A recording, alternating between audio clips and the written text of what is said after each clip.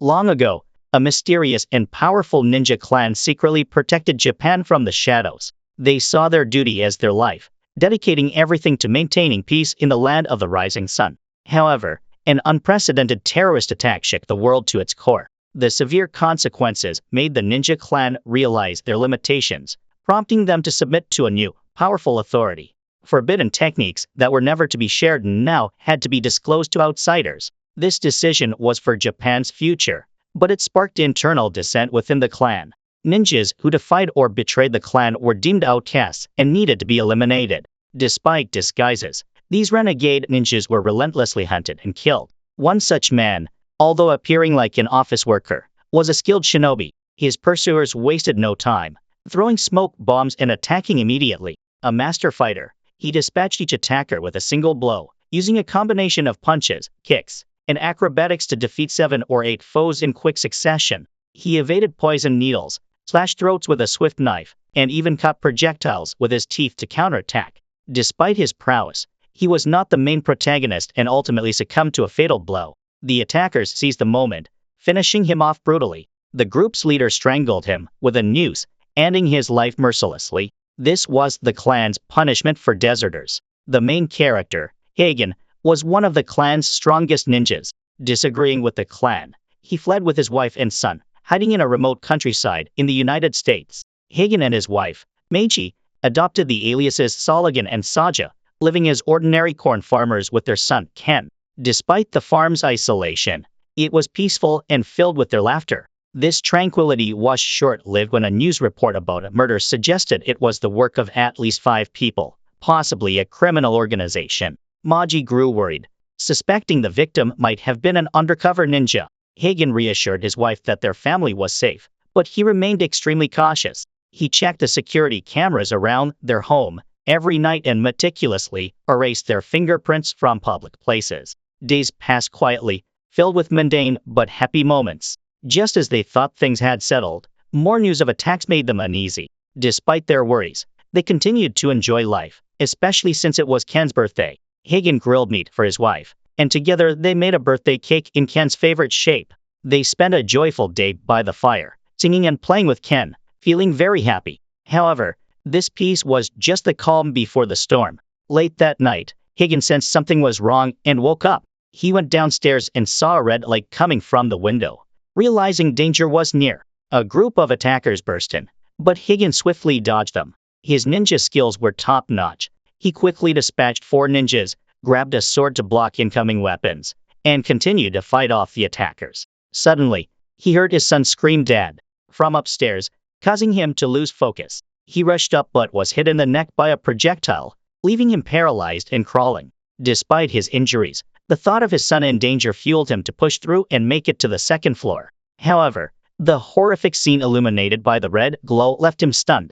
Despite Maji's fierce resistance, she couldn't overcome the attackers' numbers. Their son lay dead, and Maji was on the verge of death. The leader waited for Hagen to witness this tragedy before finishing off Maji, leaving Hagen paralyzed with grief. A soldier took the opportunity to stab Hagen from behind. In his final moments, Hagen crawled towards his wife and son, but collapsed helplessly before reaching them. Just then, the police arrived, surprising the leader. Seeing that Hagen was dead, the attackers quickly fled, leaving behind a bloody massacre for the arriving officers. What seemed like the end was just the beginning. Hagen was taken to the morgue, but miraculously, he revived. Confused but overwhelmed with pain and the memory of his family's murder, he vomited and passed out from his injuries. Days later, he woke up in the hospital, checking the staff who immediately called the doctor. Hagen repeatedly called for his wife and son before fainting again. When he woke again, the doctor informed him that he had miraculously survived, having been at death's door. Unconcerned about his survival, Hagen only asked about his family, prompting the doctor to somberly inform him of their deaths. Tears streamed down Hagen's face as he mourned. Inspector Majid, upon hearing of Hagen's miraculous survival, visited him with his assistant Emma to gather more information about the incident. Majid apologized for the intrusion during such a difficult time, but explained the urgency of solving the case. When asked about the attacker's appearance, Hagen became extremely agitated. Majid left his business card, asking Hagen to contact him if he remembered anything. Sensing that Hagen knew the attackers, Majid and Emma decided to keep an eye on him for protection. Knowing the clan would continue to hunt him, Hagen devised a plan to lure them in. That evening, he climbed onto the roof to attract their attention. He recalled asking to see his wife and son one last time, but couldn't bring himself to enter the room, unable to face the reality. The memories of their happy times together and the unbearable pain of witnessing their murders replayed in his mind, fueling his rage. In his fury, Hagen pulled a needle from his left wrist and stabbed it into his bicep, activating a secret technique that made his arm move like a wind-blown cloak. Just as the assassins arrived, launching projectiles to kill him, Hagen deftly dodged and seized a sword, slicing through his attackers with ease. One by one, they fell, and Hagen performed hand signs to create a smoke illusion, catching his enemies off guard and decapitating 7 of them simultaneously. Emma, who was watching over Hagen, rushed to the scene but was knocked out by him to avoid interference. Consumed by anger and devoid of mercy, Hagen cut through his enemies like a machine, each falling to a single blow. Hagen then threw his sword to open an elevator door, grabbed a metal pipe, and continued his relentless assault on the remaining attackers inside the elevator. Hagen was so strong that even though he skewered one enemy and split another in half, leaving tomato juice splattered everywhere, he remained unscathed. The ambushers on the lower floor were horrified when the elevator doors opened, revealing the carnage. Majid, not hearing from Emma, went to check the situation and was shocked to find the group outside the elevator already taken down by Hagen. Now, only the leader was left, and seeing his face filled Hagen with overwhelming fury. He swiftly dodged attacks and countered with rapid strikes, their swords clashing and sparking like lightning in the night. However, Hagen used his dark secret technique to distract his opponent, stabbing him through. The leader was outmatched and quickly fell under Hagen's relentless assault. The leader, still defiant, said that even if Hagen changed his appearance, he couldn't escape their pursuit. Hagen, no longer needing to hide his face, delivered another lethal blow. After slaughtering an entire squad of assassins, he finally dared to look at his wife and child one last time, vowing revenge. He went home, broke through the wall to retrieve his long-hidden assassin tools. The photo of his family brought back memories, filling him with unbearable sorrow. As a former ninja, he had to burn his house to erase any traces. The flames engulfed the house, but they were nothing compared to the fire of hatred burning inside him. That night, Hagen dreamed of his wife's murder and Ken crying blood, calling for his father, which jolted him awake with a heavy heart. He kept the leader alive for interrogation, but his body couldn't take the strain of using his secret technique, and he passed out again. On the brink of death, Kagashi fortunately arrived just in time to save him. Kagashi was both a friend and a highly skilled doctor in the ninja world. Hagen informed him that somehow the clan had figured out their disguise techniques, rendering them useless. Kagashi was surprised, but even more so to find Hagen in such a battered state every time they met. Seeing the bruises on Hagen's arm, he knew Hagen had used the secret technique and warned him that it could kill him next time. Examining the sword wound, both Hagen and Kagashi agreed that he would have died if the sword had struck slightly differently, suggesting that someone out there had subtly helped him survive. Given his injuries, it would take 5 to 6 days to recover. Afterward, he was determined to hunt down everyone responsible to get answers for his vendetta.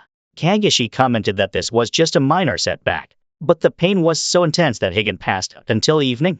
The doctor finished bandaging and left long ago, leaving him with some food, medicine, and a bag full of burner phones. The first thing Hagen did once he regained his grip was to stab the guy a few times. Despite the beating, the thug kept taunting Hagen, calling him weak, talking about how a ninja never fails. Well, here's a failure for you. After stabbing the guy again, Hagen went to sleep. From then on, every morning, noon, and night, Hagen would stab the guy a few more times, torturing him until he wished for death. When the guy passed out, Hagen would splash gasoline on him to wake him up. The thug, thinking his end was near, tried to evoke sympathy by describing how pitiful his wife and kids looked before he died. But Hagen told him he would burn the brightest in the neighborhood. He promised to incinerate his memories, ensuring that in hell, he'd hear the sound of his skin peeling, bones shattering, and spine snapping. There'd be no escape in death. He would live in endless torment. After this psychological manipulation, Hagen lit a match, causing the villain to scream in agony until he died. Meanwhile, Majid was questioning his boss about being excluded from the investigation and why they were pretending such a massacre didn't happen. But his boss insisted there were no leads and that they didn't know which powerful force was behind this conflict. He advised Majid to stay out of it unless he wanted to be fired right before retirement. Majid was deeply disappointed and furious when he learned that Emma was turning a blind eye to the case despite witnessing the battle herself. However, Emma was actually clever, outwardly complying with the boss while secretly investigating. This pleased Majid. Following Majid's advice, Emma discovered that the entire Zalagan family didn't exist in any records, and none of the previous victims were documented either, which puzzled Majid greatly. On Higgins' side, he had regained his strength and immediately set out to find any possible leads. But everywhere he looked, from abandoned temples to old dams, desert bases to ruined churches, there was not a single clue, leaving him extremely frustrated. That evening, he went to a bar where two cops were collecting protection money.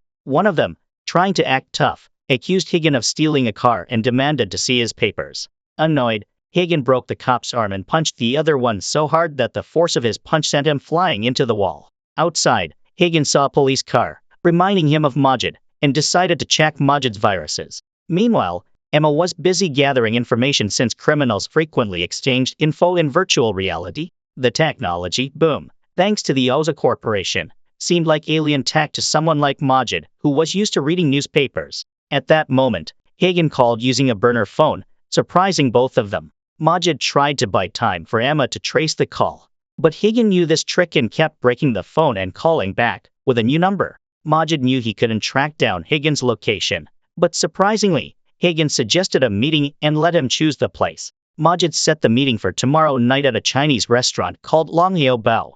On his way there, all the billboards were advertising a conglomerate. In this world, a powerful conglomerate called Oza dominated every sector from A to Z. From cradle to grave, Oza provided everything anyone could need.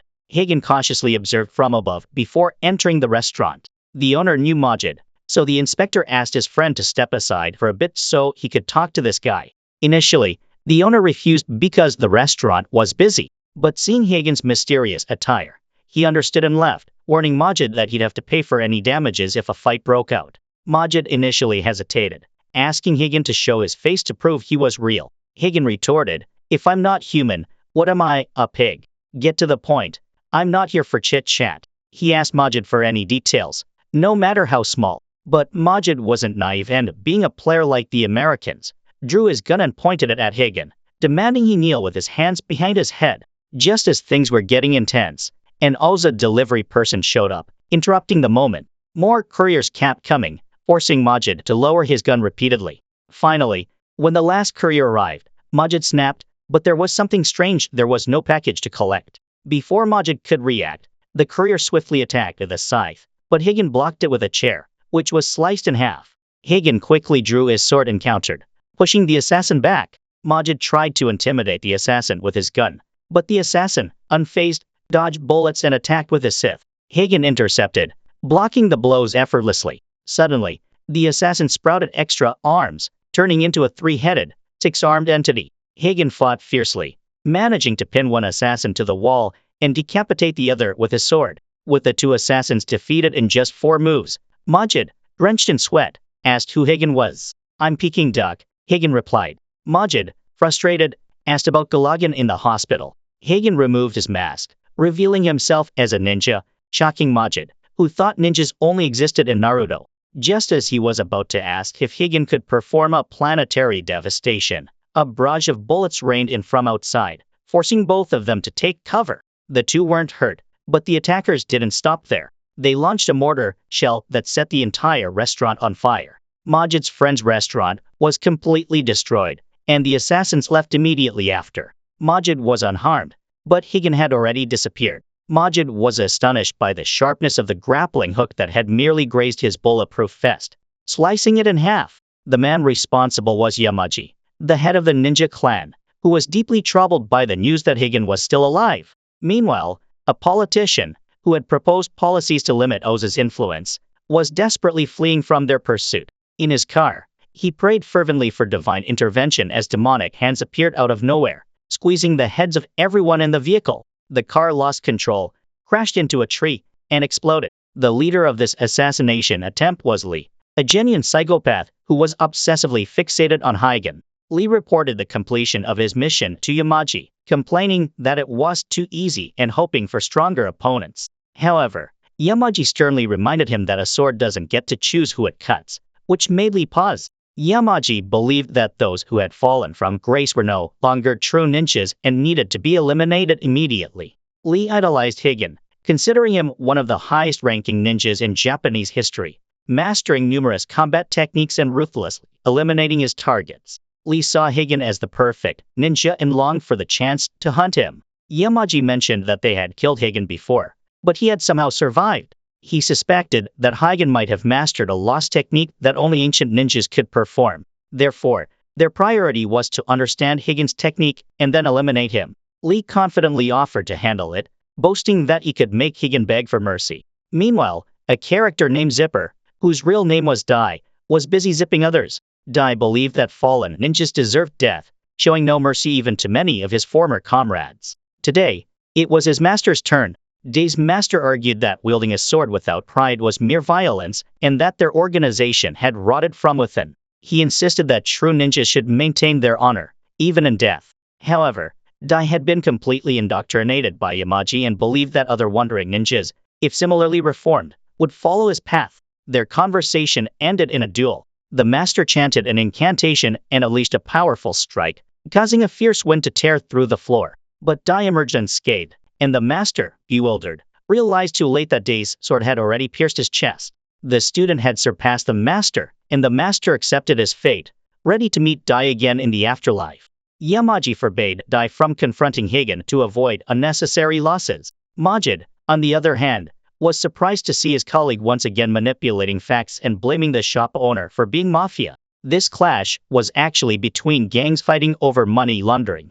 Majid, frustrated, yelled, but his colleague ignored him. The boss saw this and called Majid for a chat, advising him to drop the matter. The boss warned that he couldn't protect Majid if he got involved, given the current high unemployment rate. The boss even promised Majid that he wouldn't have to work and could spend his days fishing and drinking wine. However, Majid politely declined, saying he was currently into reading Naruto and drinking Japanese sake. Majid also guessed that the culprit was Oza, leaving the boss speechless. With no other options, the boss gave Majid an extended leave, potentially until retirement. Majid appreciated the boss's kindness. Meanwhile, Higen was training but was overcome with emotion as he remembered his wife and children being murdered. Just then, Majid arrived with supplies for him. Majid lamented that their friend, the shop owner, had been wrongly accused of being mafia. After testing the components of the sickle, Majid discovered it was made from a special alloy exclusively developed by Oza. This suggested that Oza and the ninja clan were in cahoots. Furthermore, Oza had also compromised the FBI, so the police turned a blind eye. Higen declared he would hunt them all down to the last one. Majid knew he would have to arrest Higen, but more importantly, they needed to expose the criminals. Protecting the public was a police officer's duty, so Majid and Higen formed an alliance. Currently, their only lead was Oza, and Majid knew the one person who could help them find more information was Emma. Emma was always late, and today, Majid joked about her car being a piece of junk. To avoid a pointless argument, Higen remarked that Emma's car was one of the most beautiful designs of the 20th century. Emma appreciated Higen's refined taste and asked if ninjas used drugs to overcome fear. Enough small talk. Emma suggested everyone get in the car, so they could discuss the matter more easily. The big guys felt cramped in the small car, but they were amazed at how modern and advanced the vehicle, which looked like it was from the last century, actually was. Emma had transformed it into a mobile computer, allowing her to access information from all over the world. Oza, a multinational corporation, was involved in many sectors such as military weapon development, entertainment media, and nearly every technology imaginable. They quickly dominated every market, leaving no country untouched by Oza. However, the brighter the light, the darker the shadow. Their rapid development came with dirty deeds in the background. Politicians, competitors, and journalists who spoke out against the company mysteriously disappeared. Recently, a prominent bald man who opposed Oza died under mysterious circumstances, and his successor, using the excuse of national development, opened the doors wide for Oza's infiltration. Emma suspected that ninjas were behind Oza's dirty work. Majid realized facing the world's largest corporation, along with a powerful ninja clan, was a nightmare. Meanwhile, Joseph, the head of Oza, celebrated the latest breakthroughs from their research team, praising them and making grandiose claims about changing humanity forever. His manipulative speech motivated everyone to continue selling their souls to capitalism. After Joseph's speech, Yamaji visited him, silently handing over a photo of Joseph's men launching mortars at a duck roast shop. Joseph cheerfully admitted they needed to test new weapons and suggested targeting a ninja like Hagen. Yamaji's stern look made Joseph break a sweat, and he promised to inform Yamaji before any future actions. Yamaji, somewhat appeased, warned Joseph not to play with his own life before leaving. Despite his fear, Joseph secretly despised Yamaji.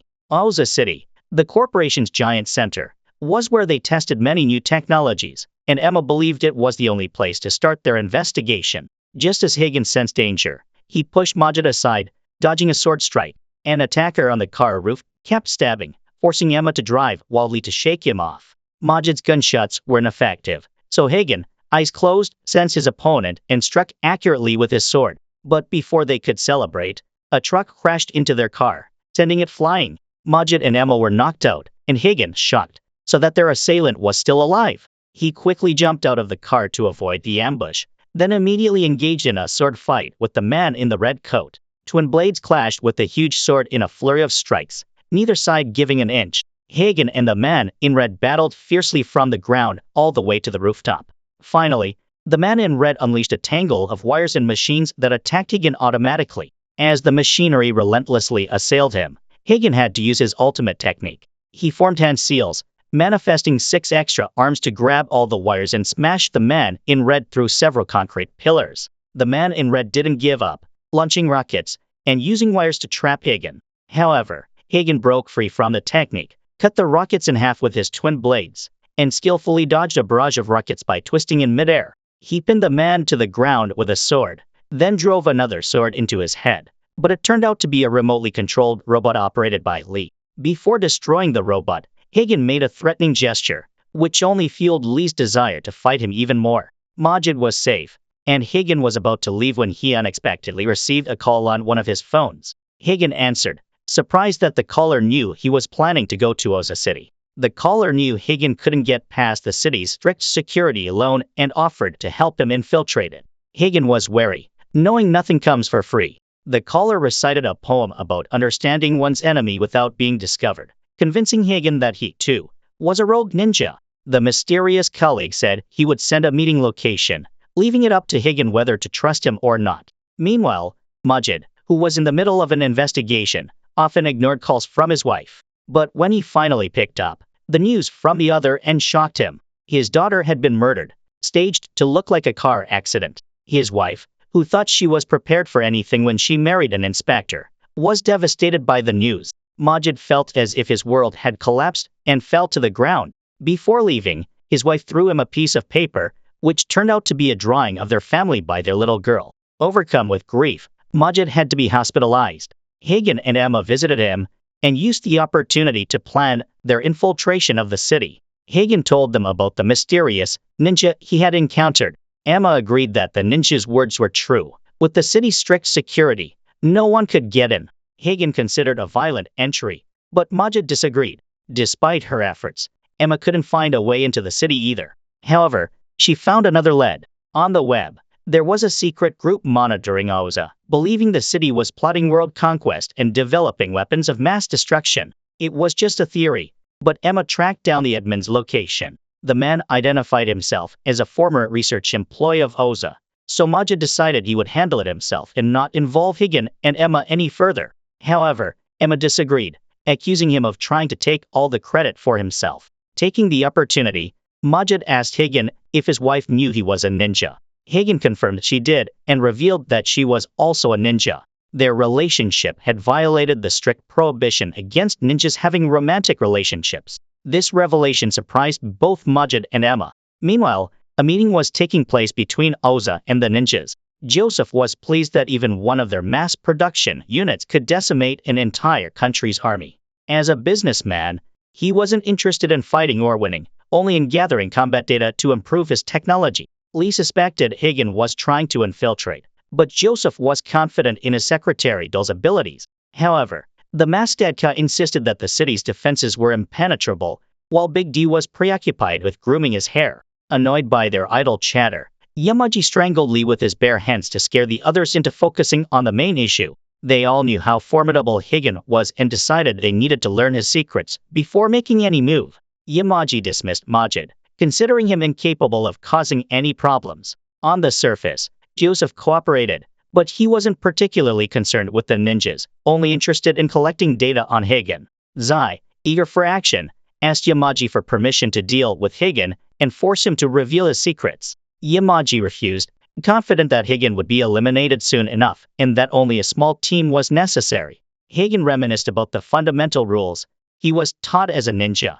First, ninjas live to protect and uphold the rules, even to the point of death. Second, they must avoid emotional attachments.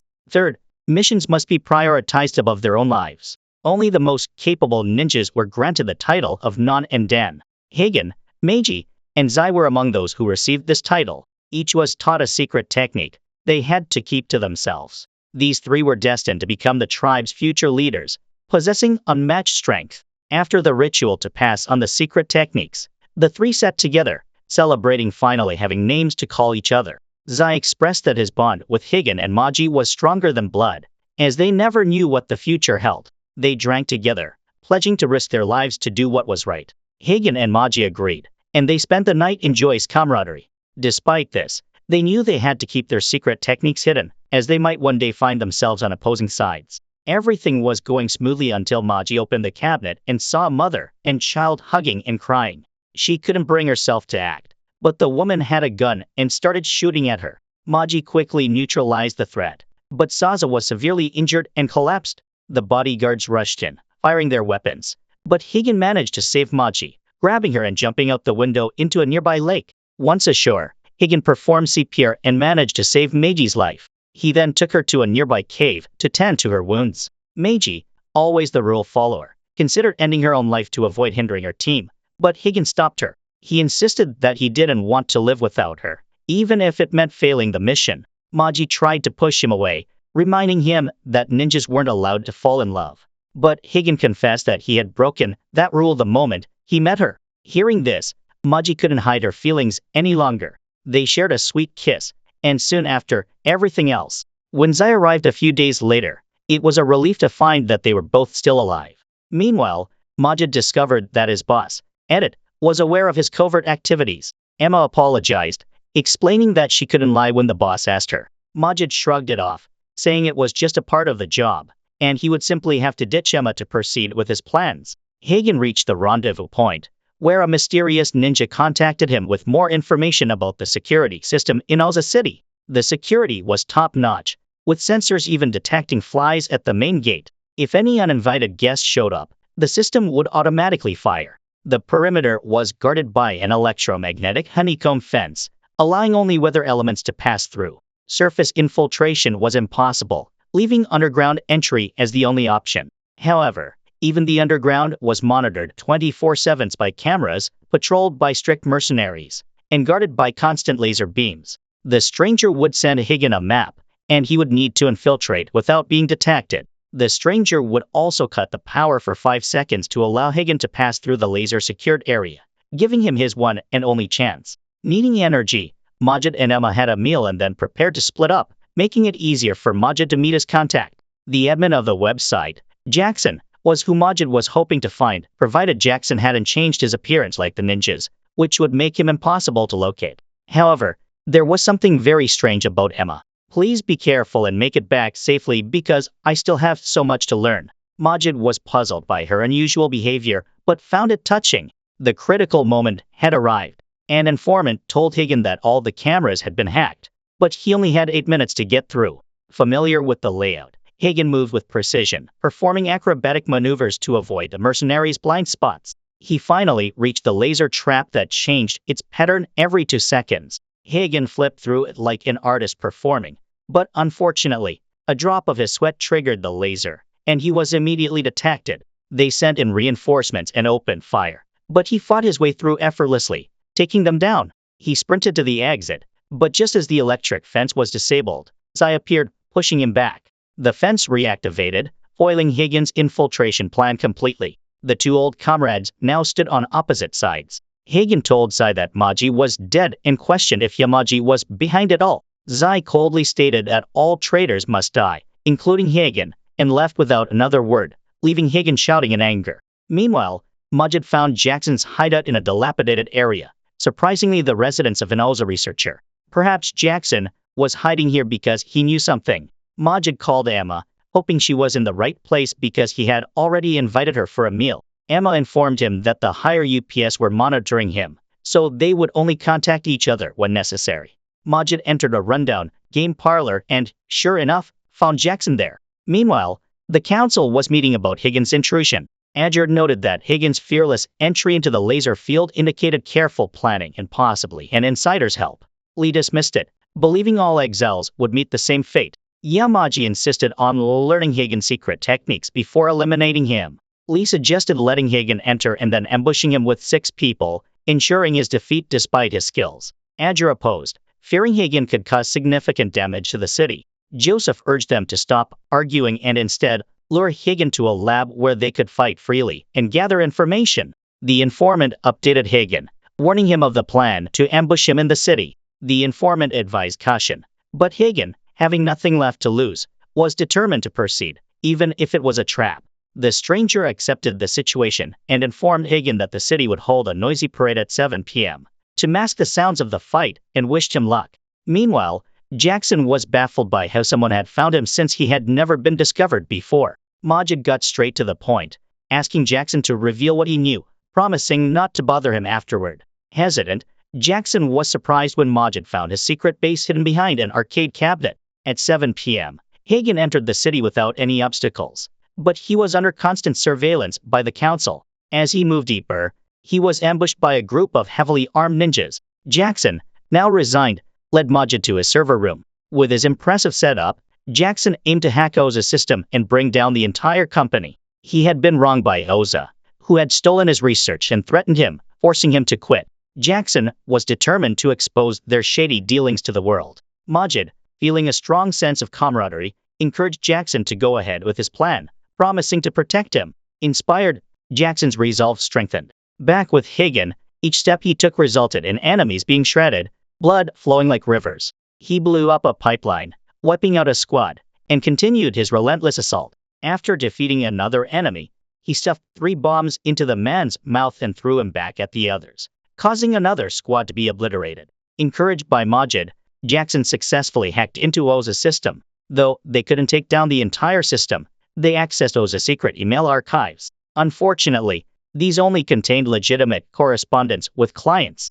Digging deeper, they discovered highly secured files, revealing employee names and social security numbers Oza had bought to create fake identities for their operatives, a common practice among large corporations. They uncovered identities Oza had used to infiltrate other businesses with their spies. Majid was elated at this find, as it would be immensely helpful. However, his joy turned to shock when he saw Emma's name on the list. Countless questions swirled in his mind, but he reassured himself it was just a coincidence. At that moment, Oza's agents arrived and surrounded the place, forcing Majid and Jackson to flee. Using an arcade machine to cause confusion, Majid created a diversion that allowed them to escape. Realizing the quick response, Majid suspected the FBI had betrayed him. Meanwhile, Hagen emerged from the smoke on the surface, cutting through enemies effortlessly. Majid and his comrade are still on the run, with Oza's agents in close pursuit. Because his cart couldn't go fast, Majid had to lean out and fire a few random shots to see if he could scare them off. Jackson swerved, causing one car to crash into a passenger vehicle. Another car had to fall back when Jax suddenly braked. With the headlights no longer blinding him, Majid shot 2 more men. The last one tried to turn around and fight, but he was taken down quickly. However, the crash sent their car spinning out, injuring both of them. Hagen was not the tedious person, so as he moved up each floor, the assassins he took down piled up in a chaotic mess behind him. Scenes of his wife and kids replayed in his mind, leaving him focused only on revenge. But at this floor, 4 veteran warriors in armor were waiting, including Lee, who had long anticipated this day. Hagen didn't care much until he saw Yamaji observing from a helicopter. Without thinking, he charged forward, only to be grabbed and smashed into concrete by a pink-armored ninja. He managed to dodge and attack again, but was thrown to another waiting opponent, and received a hard blow. Breathing heavily, Hagen knew things were not looking good. He created shadow clones to distract the enemies while he smashed a window and grappled onto the helicopter. Unfortunately, The person inside was quick to shoot the cable, sending Higan falling and shattering his mask. With nothing left to lose, he decided to use his secret technique, thinking of his family. As one attacker punched him, Higan activated his ninjutsu, swiftly stabbing one in the head and using smoke bombs to obscure the area. In the chaos, he attacked the remaining three, but their armor was too tough to cause much damage. Just as he was about to unleash another secret technique, the pink ninja attacked again, seriously wounding him. Exhausted, Higan was beaten relentlessly by Lee and another warrior, getting tossed back and forth. As the battle neared its end, Zai appeared. Higan tried to stand and fight, but in his current state, Zai easily overpowered him. Unable to move, Higan closed his eyes, bracing for the end. However, just as Zai drew his sword to finish him off, the pink ninja intervened, saving Higan and disabling the armor before throwing a bomb and escaping with him. The explosion created a thick cloud of dust, allowing them to flee while Higan passed out. Zai and his men were left baffled by her actions. Wally was even more excited as the hunt had just begun. The organization had spies everywhere in the city, from taxi drivers to office workers and street sweepers. All were disguised ninjas, and the news of the two traitors spread instantly. When Higan opened his eyes, he found himself being treated with advanced nanotechnology, and the person who saved him was none other than Emma. She told him not to move because his body hadn't fully recovered yet and apologized for keeping secrets from him for so long. Emma revealed that she was playing a role to get close to him because the head of the organization wanted to learn about his resurrection abilities. They assumed Higan could continuously revive himself using a secret technique and asked him to share this knowledge. Emma had approached him as an FBI agent and secretly observed him to uncover his secrets. But she hadn't found anything yet. Majid had no idea about her, and furthermore, Emma disclosed that she was the stranger who had guided him, shocking Higan. When he asked why she helped him, Emma refused to explain clearly, only saying that she had a goal she couldn't achieve on her own. She warned Higan that if he recklessly dove into danger again, he would be killed because his ninja skills and human body couldn't compete with the organization's armor. But Emma reassured him, saying that she had managed to steal a suit of armor from the organization before rescuing Higan. Yamaji was aware of the missing suit, but didn't consider it a threat since it was just a prototype. However, Emma believed the Gasoku armor was the most advanced, capable of harmonizing with all secret techniques. 600 years of ninja history and advanced technology had been combined to create these powerful armors. Emma knew this because she was part of the research team and was now dedicated to perfecting it. The organization had turned half the city upside down looking for them, but had found no trace. The shootout the day before ended with a severe car crash, leaving Majid badly injured and unconscious for 10 days. When he woke up, Jackson was there, joking that Majid had promised to protect him, yet he ended up protecting Majid instead. Jackson had secretly asked a doctor friend to treat Majid's injuries and rented a luxurious villa to hide from their pursuers. Majid believed the FBI was still searching for him, but the good news was that he had found a list of undercover ninjas, meaning their enemies would soon face justice. Emma had completed the armor, but it still lacked a nuclear reactor for its power core. This component was only available at the organization's headquarters, but going back there would be suicidal, leaving them with only one option. In a dreamlike state, Higan recalls the past when Maji spoke to him about her philosophy that is cold like fire and hot like ice. Essentially, when people get angry, they often lose all reason, but in normal times, they are so rational that they lose all passion. Therefore, if one's willpower is strong enough to resist anger, they become both ice and fire simultaneously, and that's when a ninja becomes invincible. At that moment, Higan found her words very sensible. The organization has detected a factory consuming electricity at several times the normal rate over the past 2 weeks, so Big D is heading there to investigate. The Yusoku armor, after being upgraded, has a new name, Kamui. However, this advanced technology is not enough just to wear. It needs to be linked to the user's brain, allowing it to react just like the user's real limbs. The clearer the user imagines what they want, the faster and stronger it performs. Therefore, Higan must fall into a deep sleep to connect with the armor. It's crucial not to wake up during the connection, even if stabbed in the heart. Emma warned that even the main character has only one life in this game because it was she who saved him last time. It turns out the chest punching technique that saved Higan was Emma's secret skill. This secret technique can freeze all cells and put Higan's body into suspended animation, after which he will revive. However, it only works once, so next time he gets stabbed, there's no saving him. Hearing this, Hagen angrily grabbed Emma by the collar, asking why she didn't save his wife and child instead of him. But Emma didn't have time to explain and connected Hagen to the armor, causing him to pass out immediately. Meanwhile, Big D led the troops to the factory, surprising Emma, but it turned out to be a trap set by Emma. As Big D broke down the door, he was hit by a bomb, just when they thought they had escaped. The situation reversed when Lee found her, shocking Emma. Lee had searched the entire city without finding the two, so he deduced that Emma had been constantly on the move. Using the city's comprehensive tracking system, Lee discovered that this car had been moving continuously since the incident. Indeed, there is always a higher mountain. While no one suspected an advertising car moving around the city, Lee figured it out. Lee aimed to end it all with a thermal beam from his head, but Emma swerved the car, throwing him off. The car overturned, but Emma immediately donned her armor to confront him. Lee had been looking forward to fighting another armored opponent, so that to charge up for battle. Jackson urgently needed a computer to hack again, but couldn't return home. Majid didn't know much about computers, but he remembered a place that did. Emma rushed in with punches and kicks, followed by a jump kick at Suzuki, but it was all useless as she got slammed into a wall by Lee. Overwhelmed, Emma fought back while hacking into 6 different systems simultaneously. 2 container trucks immediately charged at Lee, while 3 city defense planes fired bullets, causing explosions. But Lee was unfazed, using heat rays from his head to destroy the planes before charging back at Emma, pommeling her relentlessly. Emma managed to kick away and dodge the heat ray, which made Lee excited. Now, Emma would show him what a real ninja is. She used her shadow clone technique to create numerous clones and attacked him from all sides. Though Lee was powerful, he couldn't handle them all and used an electric skill to paralyze the entire area, followed by a fire attack that obliterated all of Emma's clones. Both were drained of energy and rushed to recharge, but Lee blew up Emma's charging station,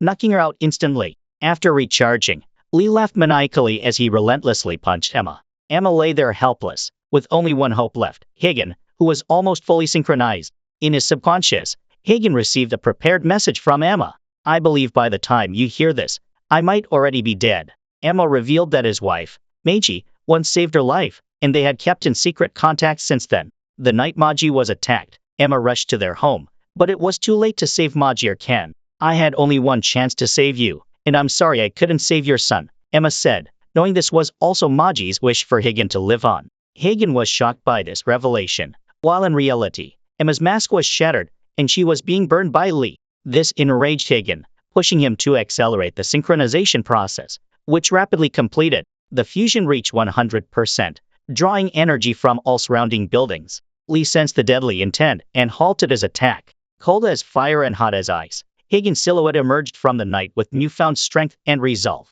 Maji had once confided in Emma that her husband was pure, straightforward, and never hesitated. Maji believed Hagen was stronger than anyone. Hagen's armor glowed brightly in the darkness. Thrillingly, who had longed for this fight, Lee lunged with his claws, but Hagen blocked and kicked him into the wall with a powerful strike. Fortunately, Hagen arrived just in time, so Emma was still alive. Hagen stepped forward and coldly drew his sword. Lee had been lying in wait, only to suddenly unleash a burst of flame. But Hagen anticipated this and dodged just in time. Lee immediately teleported behind him, launching another attack, which Hagen also parried. They continued exchanging blows, over 200 in total, while plummeting down. Lee struck with all his might, while Hagen remained calm, blocking every strike effortlessly. Lee felt a growing excitement, as if molten lava was surging through him, and launched all his automated rockets with fervor. Hagen, however, simply dodged by running, jumping, and twisting his body with remarkable agility. As Hagen became more familiar with his moves, he visualized his intentions with precision, making his armor move swiftly and almost invisibly. Suddenly, Hagen appeared behind Lee, ready to launch a high-speed attack. Lee, expecting this, turned quickly and released his maximum flame burst, but speed triumphed. Hagen, with intense concentration, accelerated so fast that he tore through the flames, impaling Lee and sending him crashing through several buildings, shattering his armor. Lee, spewing blood, felt a twisted satisfaction, experiencing such a thrill after so long. He thought dying on a full moon night wasn't a bad way to go. Still, Lee wasn't done. He grabbed Hagen tightly and attempted to self-destruct, aiming to blow up a nearby bus. But Hagen acted faster, dragging him away before his armor could explode, as Lee was not allowed to die so easily. A few days later, Lee's head was found at the headquarters gate, teeth pulled, eyes gouged, nose cut off, and completely burned. This was Higgins' warning, but Joseph found himself intrigued by Higgin. Joseph considered negotiating and bribing him, believing that anything not purchasable with money could be bought with a lot of money. Yamaji scoffed at this, telling him to wake up. In summary, the family would continue with their plans to achieve their ultimate goal. Higgin remained on high alert, but Emma reassured him not to worry. Those wearing Gusoku armor were symbols of the family's supreme power. But now that Higgin had shattered that image, the organization wouldn't act rashly until they figured out how to deal with him.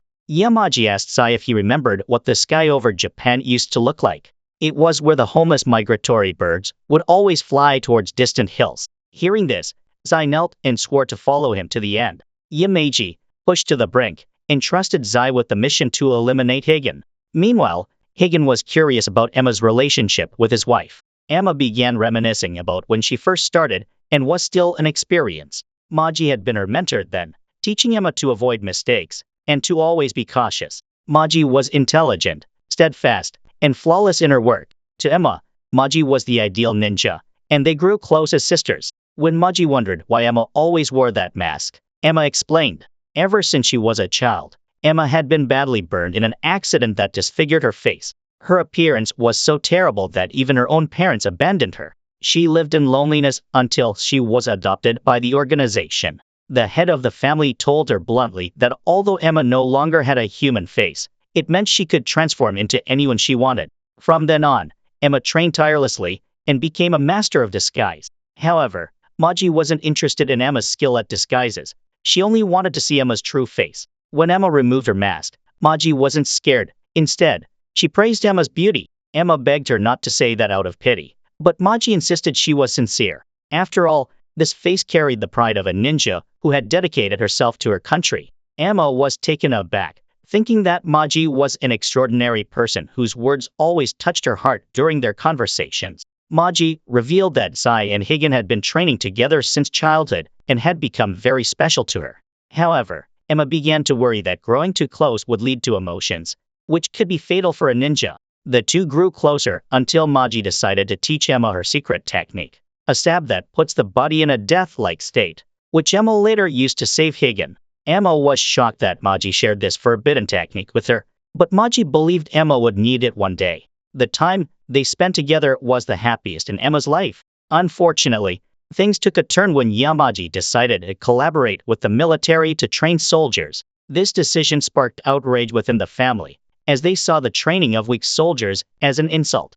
Emma was Yamaji's subordinate, and to him, the pride of a ninja was to protect Japan's peace. If Japan ceased to exist, ninja would have no purpose. After the head of the family died, tensions between the two factions escalated. Emma feared this conflict could lead to the family's destruction and believed that if Maji became the new head, everything would be resolved. But Maji outright refused and told Emma that she was pregnant, which left Emma stunned. Since Maji had fallen in love with Higgin and was now expecting his child, she knew there would be no place for her in the family once they found out. Higgin, upon learning that babies could kick inside their mother's belly, was taken by surprise. He felt very unsure of himself since he had only ever known the life of a ninja and had no idea how to take care of others. He was terrified he wouldn't be a good father. However, Emma reassured him, saying they would raise the child together. Some time later, Yamaji decided to leave the jurisdiction of Japan to follow the orders of a greater power.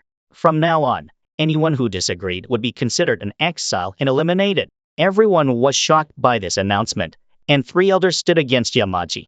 However, 2 of them were too hasty and charged forward, only to be strangled mid-air by Yamaji's secret technique, ultimately sacrificing their lives. The ninjas, outraged by Yamaji's brutality, wanted to attack but were quickly subdued by Yamaji's followers. After asserting his dominance through violence, Yamaji declared that as long as he lived, the ninja clan would not die. The remaining elder then discussed with everyone else. Although they were all ready to fight to the death, they realized that an internal war would spell the end of their clan, no matter who won. Therefore, he decided they would swallow their pride and become exiled ninjas to preserve the ninja spirit for future generations. Maji then handed the elder facial disguise technique she had developed, which surprised him. She had worked on it for a long time, hoping it would be useful. With this technique, they could disguise themselves and escape. Shortly after, Meiji left, but Emma chased after her to stop her. The previous clan leader had given Emma the secret task of evaluating the 3 potential successors to determine if they were fit to lead, and if not, to eliminate them. Emma apologized for keeping this from Maji, but Maji was cheerful because she had known about it all along. Emma pleaded with her to abandon the baby and return to lead the clan, but seeing Maji's defensive stance, Emma knew she couldn't convince her. The two clashed, and it became clear that Emma had only pretended to be weak. She told Maji that she couldn't remember their parents' faces, but whenever she thought of family, Maji's face always came to mind. They fought again, but Maji, needing to protect her belly, lost this encounter. Emma had no intention of killing Maji, and was at a loss for what to do next. The organization was no longer worth living for, and being an exiled ninja was a disgrace. So, Emma decided to end her own life by taking a knife. However, Maji managed to stop her. Emotions don't kill a ninja. They help people keep going. Maji begged her to continue living because, for a long time, she had considered her family. Hearing this, Emma broke down in tears. The two sisters then parted ways. Emma stayed behind to monitor the family's internal affairs. Later, Emma was recruited by the organization and placed undercover in the FBI, while Maji fled with Hagen. Maji didn't expect that their life on the run would be even more challenging than being a ninja. Back in the present, Emma, after years of undercover work, discovered Maji's plans. Meanwhile, Joseph was presenting a new advertising campaign to a minister. The Oza reactor and the new element Cubasium could save people 80% on their electricity and energy bills. Thus, Joseph asked the minister to approve the construction of more Oza reactors. The minister hesitated because he needed support from the Department of Energy, and the Fisheries and Environment departments would oppose the plan. However, he was unaware that all the other ministers had already been bribed by Oza and had signed off on it, leaving him no choice but to approve. Emma revealed that Yamaji's plan was for Oza to use their ninja force to take over the entire energy infrastructure. Controlling energy would allow them to control each country from within. Emma realized that after becoming pawns, they were nothing more than puppets. Yamaji and his followers had lost all honor as ninjas. Jackson, upon hearing about the ninjas, was utterly confused and blamed Majid for dragging him into this mess. However, Majid argued that if Jackson had stayed where he was, he would have been eliminated sooner or later. So now, they needed to keep moving forward. By the way, Jackson wondered who Emma was, which made Majid a bit sad. The city of Oza had tightened security significantly since the incident, aiming to prevent Hagen and Emma from escaping. However, using her skills, Emma temporarily cut the power to the entire dome, allowing Hagen to drive out of the city. Since Yamaji couldn't delay the plan because of 2 traitors, Emma was quite sure he would expedite the steps. However, first, they needed to reach the nearest power plant to recharge the energy-consuming Kamui suit. The organization's lieutenants and deputy commanders would be there testing new suits, so they might have to confront them. Hagen thought it was good because he could force them to reveal Yamaji's location. Emma reminded Hagen to focus and control his anger during the fight, as the new suit would function smoothly only then. Hagen understood but found it challenging as his anger was not easy to subdue. That night, while resting, Hagen pondered deeply to better understand his wife's philosophy of hot as ice, cold as fire. Meanwhile, the Minister of Defense was shocked while watching a live demonstration of a battle using Oza's ninja technology. In just 5 minutes, one person had annihilated an entire squad of heavily armed soldiers. Emma managed to infiltrate the plant and steal an energy cylinder, but as she was escaping, she ran into Big D. Big D summoned 2 elder centipedes to attack Emma, leaving her no time to change her suit. However, Hagen arrived just in time, clad in his suit, to save her. Big D knew exactly why they were there. He told Hagen not to run and challenged him to a real ninja fight. Big D promised that if Hagen won, he would reveal Yamaji's location. It sounded like a trap, but with no other choice, Hagen engaged in the fight. Although Big D had no arms, his 2 flying centipedes served as his arms, attacking Hagen. Hagen dodged one attack, but was caught by a centipede and took a flurry of kicks from Big D. Emma realized they were at a disadvantage because Big D was using wireless charging, allowing him to fight indefinitely. She tried to disable the reactor to nullify his power, but Big D anticipated this and sent the other centipede to attack her. Hagen broke free from the hold, skillfully dodging laser attacks and the centipede strikes. He managed to decapitate one of the centipedes and charged at Big D. Despite having only 2 legs, Big D countered Hagen's attacks, matching him blow for blow. Both their energy levels were depleting. Emma, meanwhile, swung across the room to avoid attacks and jumped onto the remaining centipede, using her glove technology to disrupt and vanish it. She then hit it with an energy core explosion, shaking the entire plant. Unfortunately, Emma landed on a weak spot in the floor and fell, but Higgin caught her just in time. This, however, drained his suit's power. Big D, respecting the fight, left, promising a more honorable battle next time. Higgin and Emma successfully escaped. Higgin asked Emma why she risked her life for him, noting that even Maji wouldn't go this far. Emma revealed that she had vowed to protect him after Maji's death, and didn't need Higgin to understand her reasons. Just then, Emma received a notification that someone had activated her computer, which was actually her car. Majid and Jackson had taken her car, and with Majid's FBI badge, they drove it out without suspicion.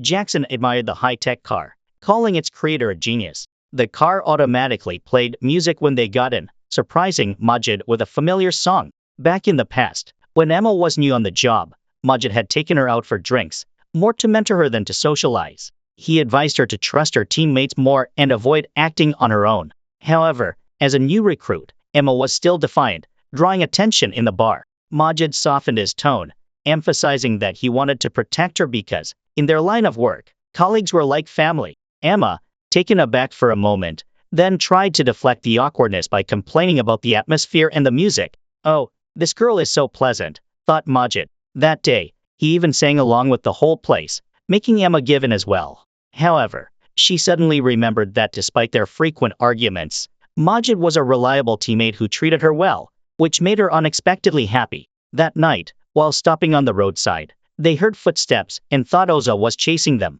They threw fireworks and planned to flip him over their shoulders, but it turned out to be Hagen. Emma had located her car, and now everyone had regrouped. Majid had been suspicious for a while, so when Emma admitted she was a spy ninja, he wasn't too surprised. However, he was furious and asked if she had deliberately led him to Jackson to hide the truth. Majid felt this was a greater betrayal than being stabbed in the back, so he asked to step outside to cool off. But he accidentally stepped on the fireworks they had thrown earlier, turning his anger into a comedic scene. Emma bandaged Majid and apologized for keeping secrets. Unexpectedly, Majid understood that it was a personal vow she couldn't break, as he had a similar oath himself. When his daughter died, leaving behind a drawing, it became his obsession. So, he vowed to see this mission through. "My heart has been devoted to this job my whole life, and now I will fulfill my duty to protect the people as a police officer until the end." Majid knew that everyone carries their own burdens. Thus, he understood and wouldn't be angry at Emma for her actions. Hearing this, Emma smiled with relief.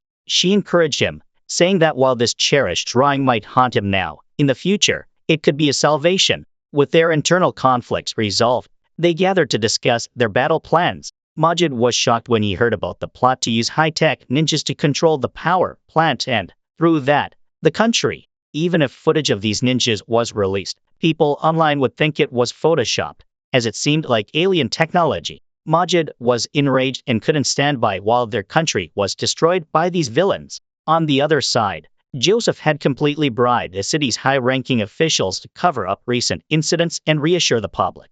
Despite being an antagonist, Emma highly valued Oza's contributions to humanity's advancements. Oza not only has access to the most advanced technology, but also provides massive investments to fund researchers. This makes Jackson even more frustrated because he's not allowed to join the awesome Ninja Armor project. Now, the team will split into two groups. Emma and Hagen will sneak around to steal batteries and shut down some power plants. Meanwhile, Majid and Jackson will continue gathering evidence to expose their enemies. Majid, hesitating for a while, finally asks if Emma calling Hagen by name means they have some kind of relationship. As a result, he gets kicked for asking such a silly question. The team continues planning, unaware that their car has been bugged. Joseph, on the other hand, is questioning Yamaji about why Big D botched the mission and let his power plant explode but still gets assignments. Yamaji insists that Big D knows what he's doing and trusts his abilities. Joseph can't argue but blames the mess on Yamaji's stupid ninjas. Joseph reminds Yamaji, the one controlling the whole world, and this is my game. If the ninjas keep causing trouble, their cooperation is over. Yamaji is furious, thinking of this as a game. Our ninja's mission is to find scum like you and eliminate them from society. Joseph feels threatened but still declares that if things go wrong again, the ninjas will have to commit seppuku. They're ninjas, not samurais. Meanwhile, Emma is teaching Higen about the armor. The core of the device is very sensitive and fragile, so Higen must handle it as gently as he would with Maji and not make it angry. Higen reluctantly agrees because his wife is always mad at him.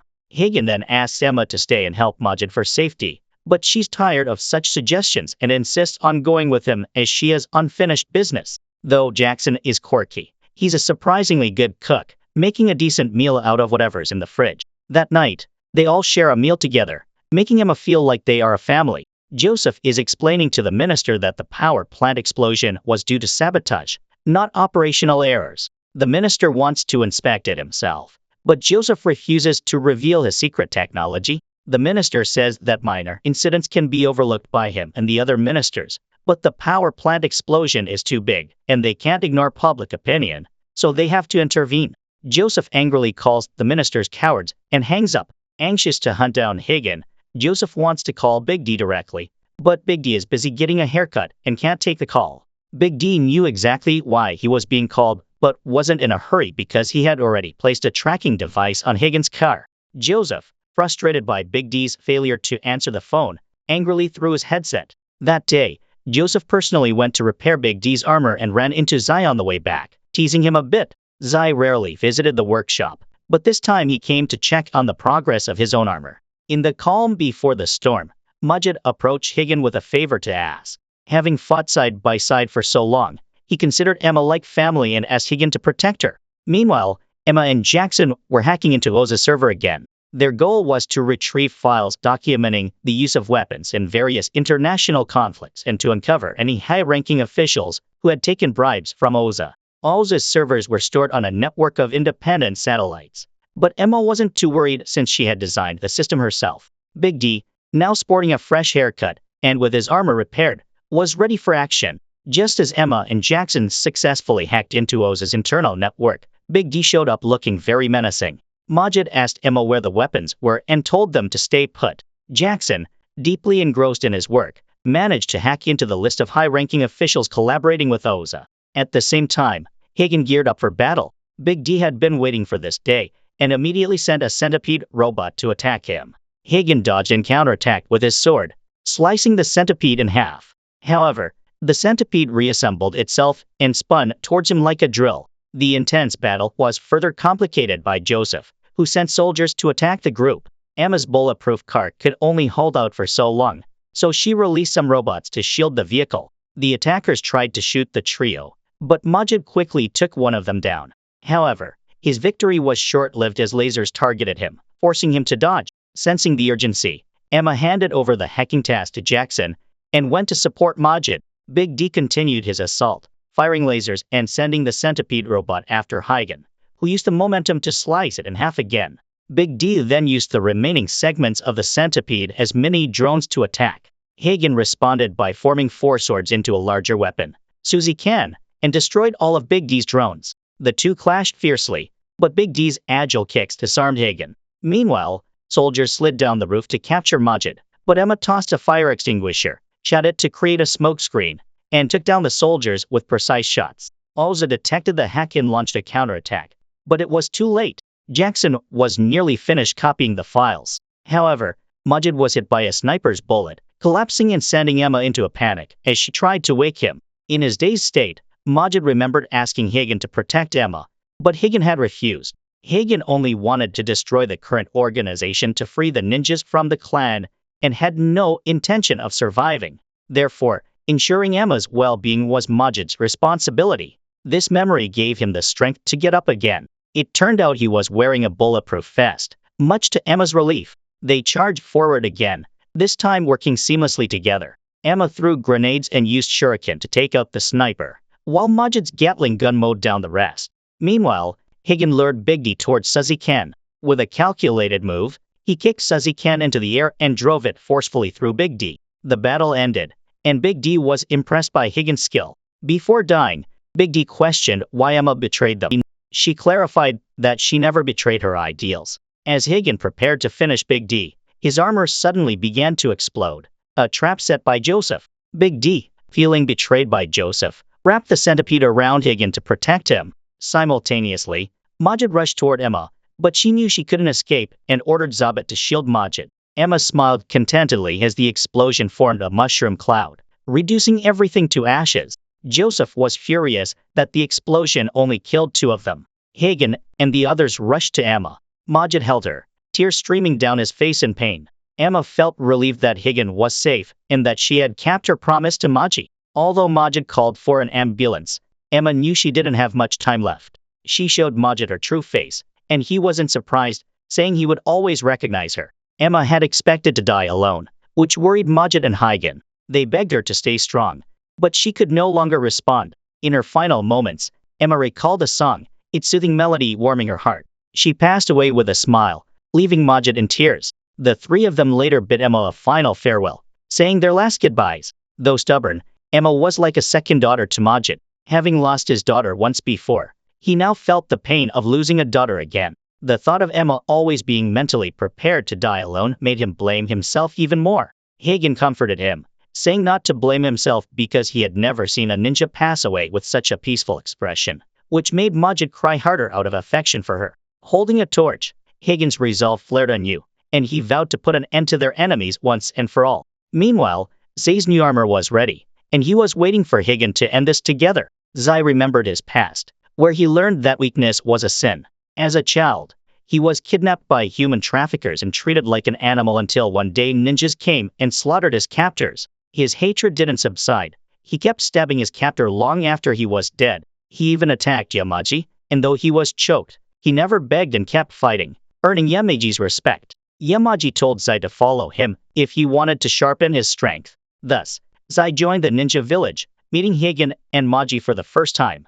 Back in the present, Hagen and Majid had buried Emma, but Majid felt the place was too desolate and worried she'd feel lonely. He wanted to take her back to her homeland. Hagen explained that ninjas like them didn't have tombstones or homes, so the best way to honor Emma was to finish their mission, making this place a peaceful resting spot for her. Hagen would hunt down Yamaji, the root of all their problems, while Majid would deal with Oza. They now had concrete evidence of Oza's corruption, and just needed to leak it to the media. However, life is rarely simple. Jackson revealed that the data they stole had been encrypted by Emma. If they couldn't decrypt it, all their efforts would be wasted. Emma had encrypted it as a precaution in case Oza recaptured the data. But now, with Emma gone, her security measures were working against them. Jackson had to rack his brain to solve it. As they watched the news, they discovered that Oza had twisted the narrative. They controlled the media and framed the 4 of them as extremist terrorists responsible for the power plant's destruction. This move allowed Joseph to achieve 2 goals, having Hagen's group hunted and providing a satisfactory explanation to the public and the high-ranking officials. Joseph reassured the minister that their plan was absolutely safe and proposed they work together again to build power plants for the world of tomorrow. While it sounded appealing, the minister was cautious and didn't jump at the juicy bait. Instead, he set a condition. Joseph had to prove the plant's safety before he would agree. He also demanded respect, reminding Joseph that he was old enough to be his father. After the call, Joseph was fuming and muttered curses about the minister. Then, Deli informed him that the company had been hacked and important data was stolen, which made him smash his computer in frustration, lamenting how life never goes as planned.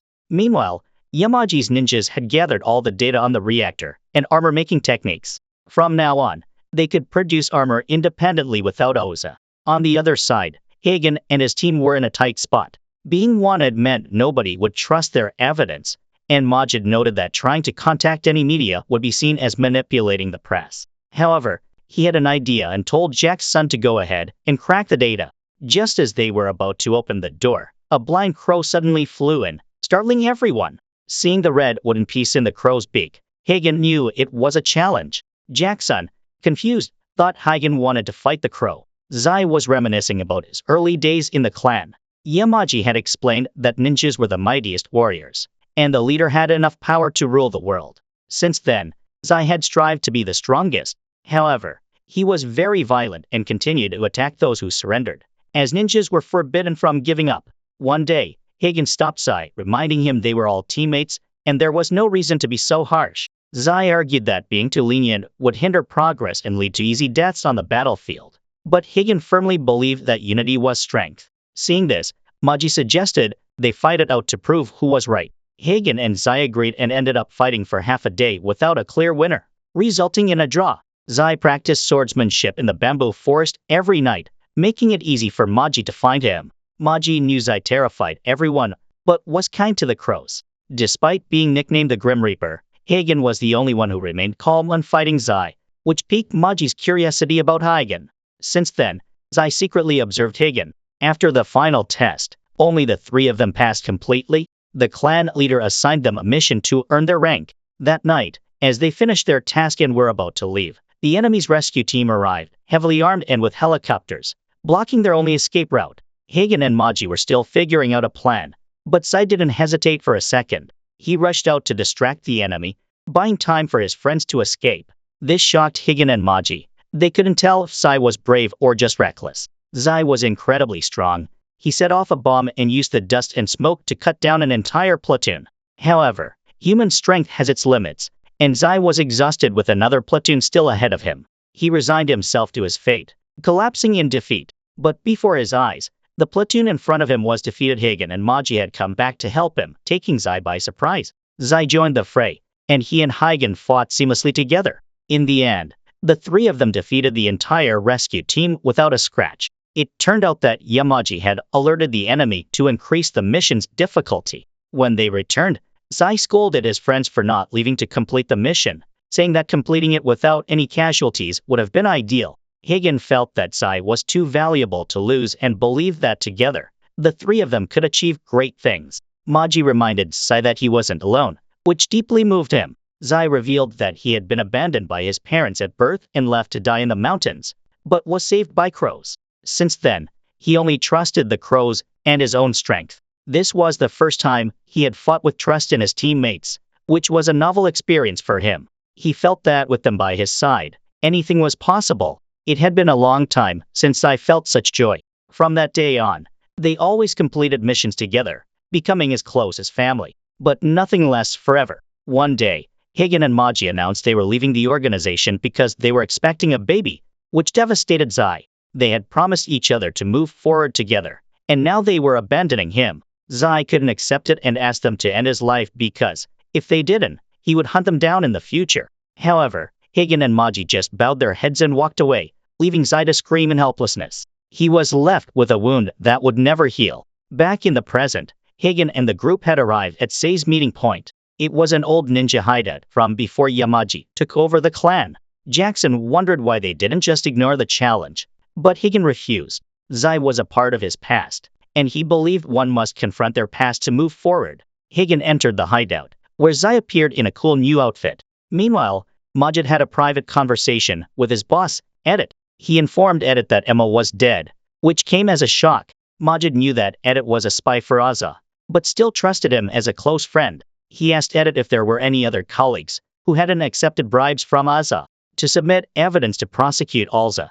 Edit pretended not to understand anything when he was in a tough spot. Majid, furious, used his mind-opening technique to recount the times they risked their lives together and their sacred duty to protect the people. However, Majid was no Naruto, so Edit wasn't moved much and even betrayed his friend by informing Oza that his buddy was here. Majid, upon hearing this, quickly ran to hide. Meanwhile, Zai and Hagen had entered the fight, their swordplay thrilling to watch. As longtime comrades, they were evenly matched. Zai's powerful strikes were parried by Hagen's crossblades. When Zai flipped and aimed a kick at Hagen's shoulder, Hagen responded with a slash to Zai's chest. Zai continued his relentless assault, forcing Hagen to block and retreat. When Hagen struck back, Zai blocked with his forearm. Hagen then surprised Zai with a strong downward slash, but Zai dodged and threw him aside. They exchanged another 200 moves until Zai showed a moment of vulnerability, allowing Hagen to leap up and stab his shoulder. Despite this, Zai's immense strength enabled him to escape the precarious situation and throw Hagen away. They charged at each other repeatedly, their strikes so powerful that their swords were knocked back. With no weapons left, they resorted to hand-to-hand combat, delivering full-force punches. Their fists collided with such force that their armor shattered. One bore the heavy responsibility of his clan, while the other harbored deep-seated blood vengeance. Here, they would end it once and for all. He was very violent and continued to attack those who surrendered, as ninjas were forbidden from giving up. One day, Hagen stopped Zai, reminding him they were all teammates, and there was no reason to be so harsh. Zai argued that being too lenient would hinder progress and lead to easy deaths on the battlefield. But Hagen firmly believed that unity was strength. Seeing this, Maji suggested they fight it out to prove who was right. Hagen and Zai agreed and ended up fighting for half a day without a clear winner, resulting in a draw.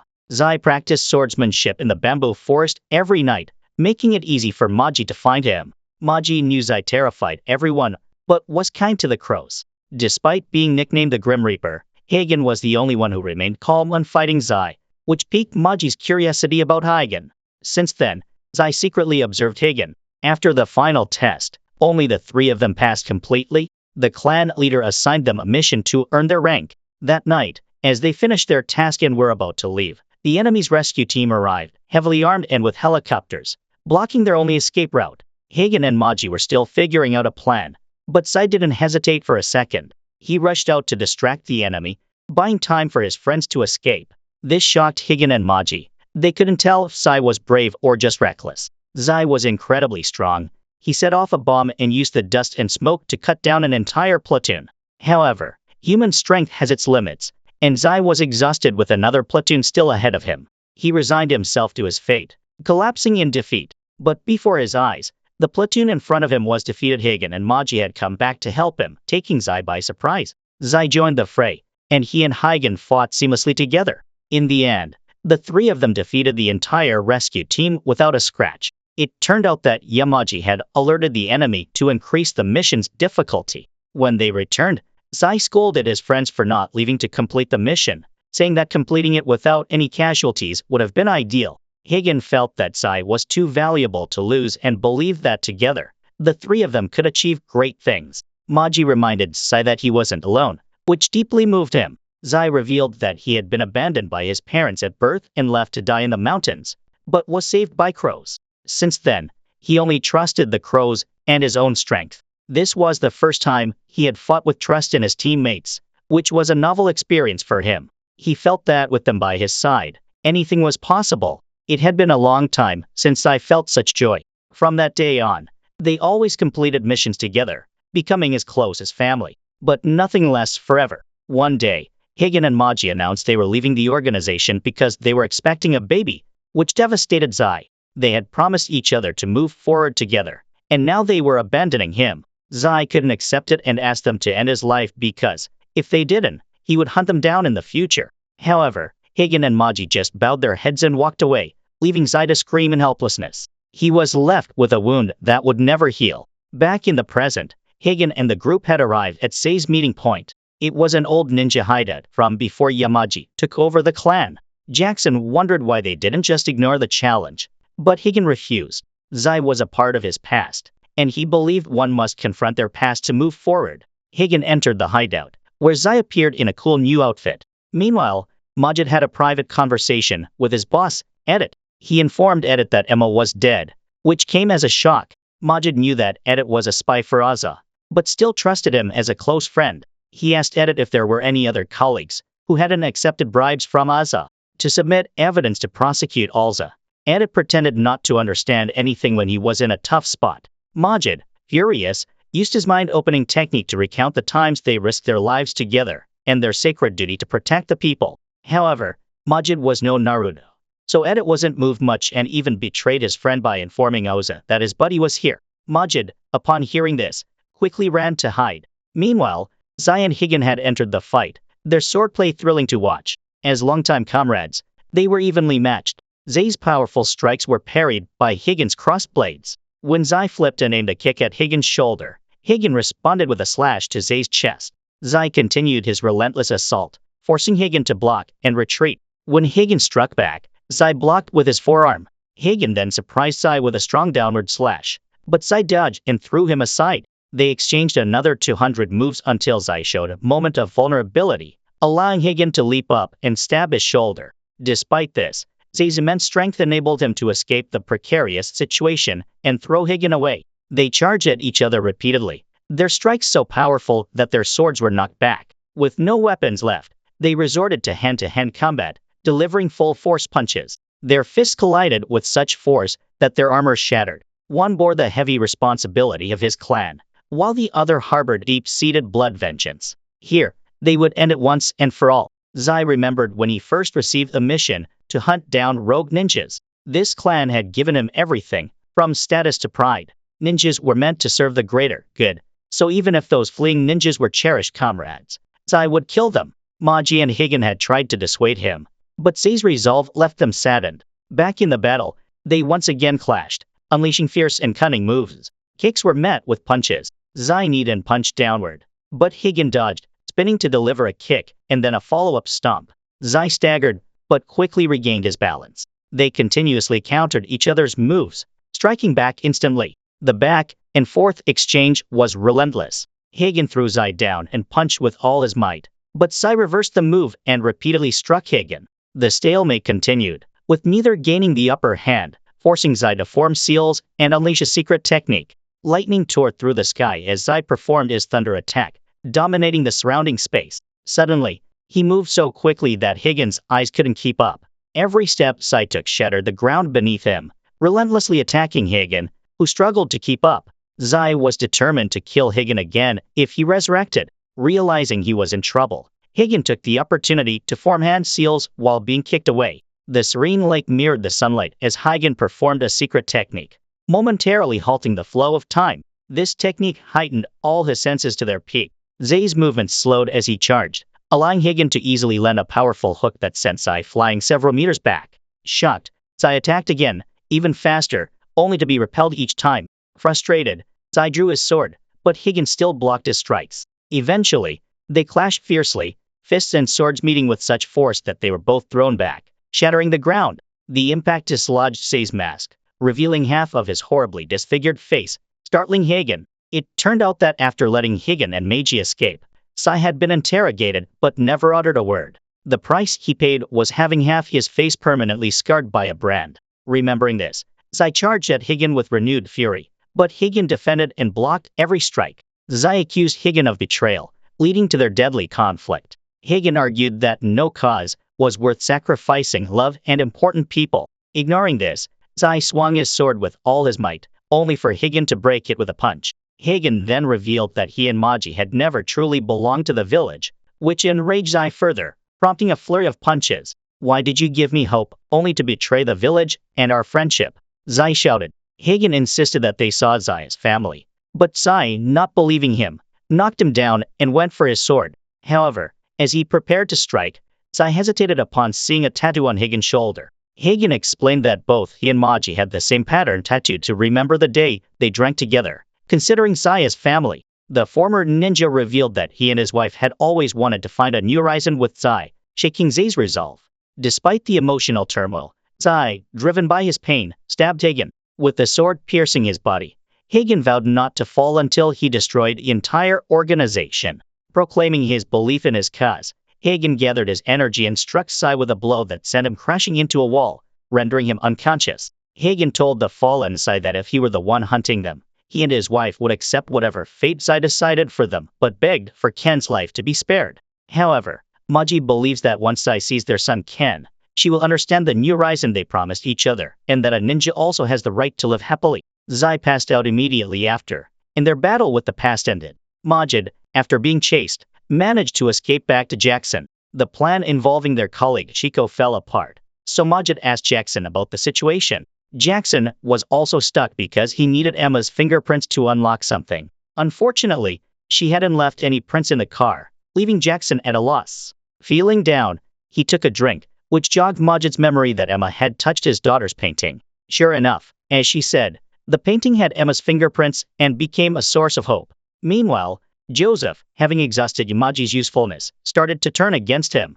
He called Yamaji one last time, admitting he was impressed with the ninja from their first meeting and agreed to create armor for them. However, Joseph knew Yamaji wanted to steal his technology and had set up hidden cameras to monitor him. When he discovered Yamaji had stolen the technology, he sent mercenaries to attack the ninja base. Unlike Yamaji, Joseph was fed up with the world and wanted to dominate it with energy and gain complete control over humanity. After giving the order, his soldiers shot up Yamaji's room, only to find it empty, and set off a bomb.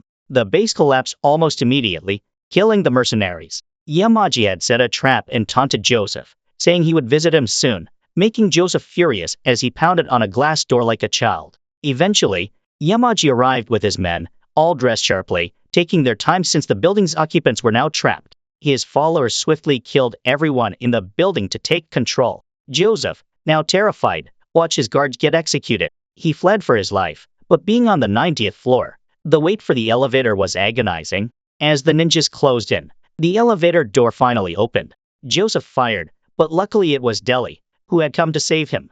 Deli took down several ninjas and carried Joseph down the stairs quickly since their helicopter had been destroyed, forcing them to head to the lab. Meanwhile, the brothers' car had been tracked by the police, who caught Majid, but Jackson had taken another ride and successfully unlocked the data. Feeling elated, Deli, still carrying Joseph, easily defeated more pursuers. Joseph managed to shoot a few enemies, feeling confident until Yamaji and his crew arrived just in time. Yamaji asked Deli if she planned to betray them, but she explained that she was only following her initial orders to protect Joseph. She then pretended to strangle Joseph and threw him out of the building. Joseph thought his life was over, but it turned out Deli had prepared a plane to help him escape. Zai, after a fierce fight with his old friend, remembered the time when the organization discovered Higan and his wife's location. By then, they had another son. Yamaji asked Zai if he could carry out the mission to kill all three of them, but Zai stood frozen and couldn't accept the task. Once, when Maji asked Zai why he liked stargazing, he told her it was to remind himself of a time when he always looked down at the ground. Maji knew that every ninja in the organization had a tragic past, but she didn't want them to be haunted by it forever. So, instead of being stuck in the past, she advised Zai to look towards the future. Although they hadn't found it yet, Maji believed that one day they would find their new horizon. Zai thought that was wonderful, but in the present, he felt he had missed his chance when Higgins said, "My son Ken is our new horizon." Zai, feeling devastated, collapsed and pounded the ground in helpless agony. During Higgins' fight with his friend, Kagashi suddenly appeared while Higgin was sitting in sorrow. Higgin said he wasn't seriously injured, but Kagashi was more concerned about his internal pain. He knew the pain must be deep when two best friends fought each other, using their secret techniques. Higgin was shocked that Kagashi knew they had used these techniques. Then, Kagashi's body suddenly twisted and reverted to its original form, revealing he was the previous clan leader. Meanwhile, Deli joined the battle and knocked out 8 enemies with one punch. She created a smoky explosion and quickly donned her armor before engaging in combat with Yamaji. However, Yamaji casually put his hands in his pockets and kicked a concrete slab at her. Deli sliced through the concrete and launched a powerful attack, causing a massive explosion in the tower. All the soldiers were defeated in the blast, and Deli recalled her early days as a bodyguard and secretary for Joseph. Though she was just a bodyguard, Joseph surprised her by asking her opinion on the company's development plans. As a ninja who had always followed orders without question, she was shocked to be asked for her input. However, Joseph believed that societal labels of rich and poor or high and low status were self-imposed. He told her to be joyful and crazy because they were going to change the world together. Joseph's optimism brought color to her life, and as long as Joseph was alive, Deli believed the world would change. However, Yamaji hadn't taken a single hit and still had his hands in his pockets. He believed she had been bewitched by Joseph's ridiculous beliefs. But Deli thought otherwise, because Joseph had given her faith and strength. She then charged at him with all her might, causing the entire building to lose power. However, Yamaji, the ultimate boss, was not easily defeated. He was wearing the latest advanced armor, Mikado, and was unarmed. In his view, ninjas were empty shells that shouldn't have personal egos. Then, both sides clashed with such force that the impact overpowered the city's shield. The citizens panicked and ran in all directions, while Deli was swiftly dealt with by Yamaji, who threw her from the top of the tower. Seeing Deli, pierced by swords, fall to her death broke Joseph's heart. Meanwhile, Hagen wondered why, despite having a family and fleeing the village, the clan leader kept saving him time and again despite his many crimes. Kagashi, upon becoming the clan leader, realized that their absolute laws were chains that bound them. He used illusions to vividly illustrate his story, surprising Hagen. Ninjas were originally established to control the underworld. However, in modern times, as they had managed to control it, Japan no longer needed them. The long-standing laws of concealment were the foundation of ninjas, but also what kept them from stepping into the light. As clan leader, Kagashi faced a dilemma. whether to break the laws and step into the light or uphold them and remain true to the organization's original purpose of abandoning the self and living as shadows of Japan. He decided to seek answers from the younger generation, disguising himself as a ninja doctor. As Hagen watched, he was shocked to realize the warmth in Maji's heart and the strong bond between her and her two teammates. Their relationship was so close that he believed it would eventually evolve into something deeper. Kagashi promised Maji he wouldn't report her to the clan leader, but warned that continuing on this path would lead to tragedy. Hagen realized this was true as tragedy had indeed befallen his family. However, Maji had replied back then that, despite everything, she didn't want to leave her fate to chance but wanted to follow her heart. Hagen felt enlightened, understanding that today's ninjas were different from those of the past, living in a time of peace. Therefore, the times had brought changes, and Kagashi had been observing ninjas like them who followed their hearts for a long time. Meanwhile, Yamaji was also seeking a new direction for the clan. He no longer wanted ninjas to serve anyone but to rise and become their own masters. Kagashi hesitated because this path was reputed to lead to greater peace, but in reality, it would require many sacrifices. However, Yamaji was completely lost and would discard anything that stood in the ninja's way, including the clan leader, who was shaken by Kagashi's hesitancy. Yamaji's pursuit of indifference gave him overwhelming power, and he ended up beheading the clan leader. However, being a clan leader is not for the faint of heart, so the old man survived even after being beheaded. Yamaji then took control of the clan, while Kagashi managed to escape thanks to a cat. The old man had 9 lives like a cat, but having been injured once, he was now completely powerless and couldn't fight Yamaji anymore. At this point, he chose the right path for the clan and humbly asked Hagen to use his sword to cut all the chains binding their clan. Hagen didn't need to be asked. He agreed because he would avenge his wife, children, and those who had given him a second chance at life. Majid was captured, but didn't utter a word. Edit tried to persuade him gently, saying, "If you have evidence, just give it to me, and I'll take care of them. Do you think I'm a child to be easily fooled?" Majid had lost faith in the FBI and put his last hope in his friend, urging him to turn back. But Edit, fond of his friend, confided, "Oh buddy, there are many hidden reasons for both sides to join hands, and I can't handle it alone."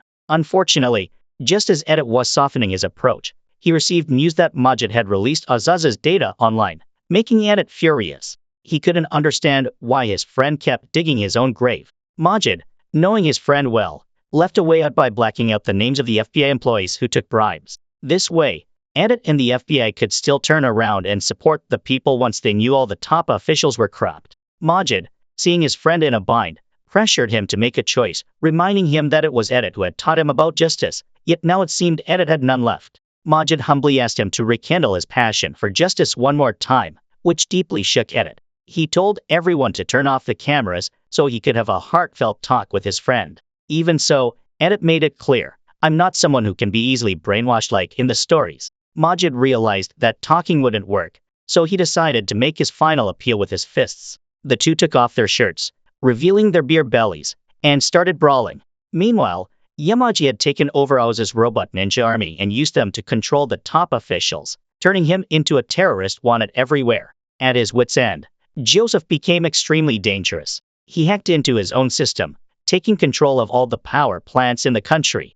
Joseph threatened to push the reactors to overload, with each one capable of wiping out everything within a 100 kilometers radius. He warned them to choose carefully or risk destroying the entire nation. Majid immediately recognized that Joseph was trying to create a diversion to escape the country. Meanwhile, the high-ranking officials who had secretly planned to assassinate Joseph were suddenly surrounded and subdued by Yamaji's troops. Indestructible robot soldiers, armed to the teeth, spread out across the nation. Yamaji's plan to create a world governed by and for ninjas was nearing completion.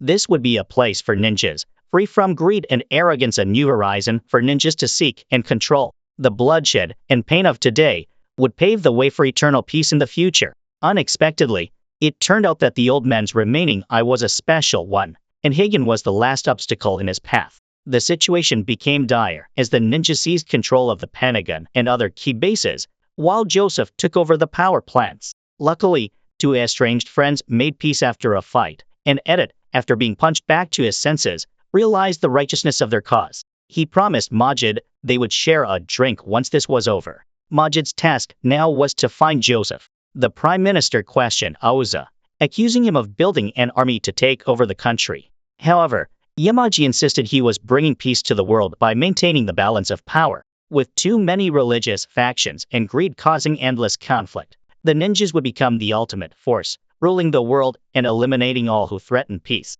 The Prime Minister doubted that even if Yamaji conquered the country, taking over the world would be easy. Joseph revealed that they had already taken control of all of Azaza's technology and energy, making world domination a matter of time, which shocked her as it seemed plausible. Majid received news of Joseph's escape and pursued him to a pig farm in Aoza. Joseph planned to hide in a pig transport plane to flee the country. Confident, he viewed this as an exciting adventure and vowed that next time he returned, the world would be his. But things didn't go as planned. Majid arrived just in time, using a car to ram the plane, forcing Joseph to flee. Unfortunately for Joseph, he was cut by the old man after a slow run due to his oversized brain. Joseph bit Majid's hand to escape and threatened to blow up the power plant. He was puzzled why his genius escape plan was foiled, to which Majid replied that criminals often use such tactics. Realizing he was cornered, Joseph laughed maniacally and pressed the button to detonate, but nothing happened. Jackson had hacked and taken control, rendering Joseph's efforts futile. Majid kicked Joseph out of frustration. Joseph, undeterred, believed his talents would ensure he wouldn't stay in prison for long. He lamented not killing Majid when he had the chance and taunted him about how he should have blown up with that girl, which enraged Majid, who punched him. Joseph, initially defiant, went silent when a gun was pointed at his head, terrified of dying. Meanwhile, Higan reached Yamaji's location. Yamaji declared that the 600-year aspiration of the ninjas was about to come true, but Higan was there to end the tragic cycle the old man had created. In short, one came to end the ninja era, while the other aimed for ninja immortality. Yamaji tried to explain he was bringing ninjas into the light for a noble cause, but Higan ignored him, knowing their confrontation had to end in a deadly duel. Yamaji charged with his great sword, and Higan drew his dual blades to face him. The old man started off strong, sending Higan flying into the wall with a powerful blow, then rushed forward to deliver more heavy strikes. Higan nimbly dodged and counterattacked, but Yamaji, despite his age, blocked the attacks and punched Higan into a nearby car. Yamaji spun his sword and leaped with full force to slash, but Higan dodged in time. Higan slashed at the old man with all his might, but it didn't seem to faze Yamaji. Higan continued to attack, but Yamaji, growing stronger with age, struck back fiercely with his sword. Higan played a tight defense, counterattacking quickly. Seizing a moment of imbalance, Yamaji kicked Higan to the ground. Without waiting, Yamaji plunged his sword into the ground, aiming to split Higan in two. However, this was his mistake, and Higan quickly sprang up, striking Yamaji and separating him from his sword. Without his weapon, Yamaji was like a chicken without spurs, scrambling to retrieve it, but Higan blocked him. Higan relentlessly attacked, forcing Yamaji to use a car door as a shield. As Higan pressed his sword down, Zai unexpectedly appeared to save Yamaji. Zai did this because he believed his life could only be lived as a ninja. Together, Zai and Yamaji launched a synchronized attack, overwhelming Higan and sending him flying. Their teamwork was seamless, with one attacking while the other followed up, leaving Higan repeatedly struck. Sensing danger, Higan recited a mantra for inner peace, activating a secret technique that seemed to freeze everything. But to his surprise, Yamaji also used a secret technique, enveloping Higan and Zai in a blinding light. With his meditation technique, Yamaji could manipulate his opponent's minds, trapping them in an illusion. The twisted space transported Higan to a dark place filled with wailing souls and frozen petals. Higan was led through memories of his past drinking with sworn brothers, feeling his child's first kick, promising his wife they would be parents together, to the bloody scene of his family's slaughter. The memory of Ken calling out Daddy shattered Higan, bringing him back to the living room that day. As he calmed down, the image of his wife and child pinned to a tree reappeared, making him collapse in grief. Ken's voice asking why he didn't save them broke Higan's spirit completely. All he could do was cry and apologize helplessly. Yamaji seized the moment to finish him off for the sake of the clan's future. However, Zai, witnessing everything and remembering Maji's words about the future, realized he didn't want his friend to die. So, just as Yamaji moved to strike, Zai intervened, breaking the illusion but losing an arm in the process. The sight shocked Higan back to reality, while Yamaji, enraged, punched the floor, causing all three to fall into a strange room. It turned out to be the city's central energy room, and the old man began absorbing energy, glowing brightly. Yamaji then attacked Higan fiercely, knocking him around like a ragdoll, and pinned him to the ground with his sword. As Yamaji absorbed more energy, the city of Aza was on the brink of explosion. Exhausted, Higan could only think of lying in his wife's lap forever. But Maji encouraged him, saying that he had done very well. Despite hatred and anger, despite the heart-wrenching pain, he had overcome it all. So, rise once more and accept my ninja way. Be as hot as ice, and as cold as fire. Hearing this, Higan understood everything and rose once again. His armor changed according to his will. After all his training and mental fortitude, Higan had finally achieved a perfect balance between calmness and rage, between ferocity and serenity. His armor immediately turned black. He recited a mantra that split the sky with lightning, shocking Zai because it was his own secret technique. Higan used the thunder attack technique, stunning both Yamaji and Sai. They couldn't believe Higan knew two secret techniques. In a flash, Higan appeared and struck Yamaji in the back.